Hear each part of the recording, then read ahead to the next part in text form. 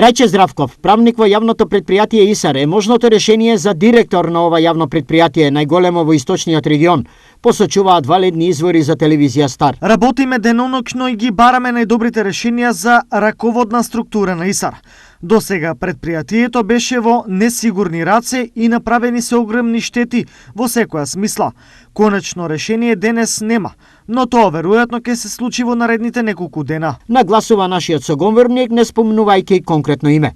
Во иста насока, други не помалку важни извори тврдат дека засега сите комбинации водат кон споменатиот Трајче Здравков, правник во ИСАР кој показна последните месеци на работа одеше во 4 наутро на градскиот пазар. Во контекст на кадровските комбинаторики, не помало внимание предизвикува и директорското решение на второто по важност јавно претпријатие за Штип, Стипион. Според истите извори, решението за директор на Стипион ќе се бара од постоечкиот кадар, но барем 50% се остава можност и за лице од надвор. Досега и за ИСАР и за Стипион решенијата за директори биле комбинирани, односно нив ги управувале вработени во и надвор од предпријатијата. Освен имињата, она што во оваа прилика треба да се издвои, а се најавува како идна практика е следново.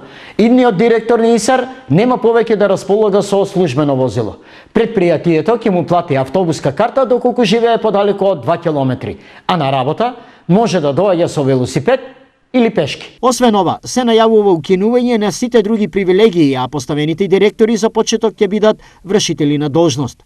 Трајно место ќе добијат доколку се докажат преку работа.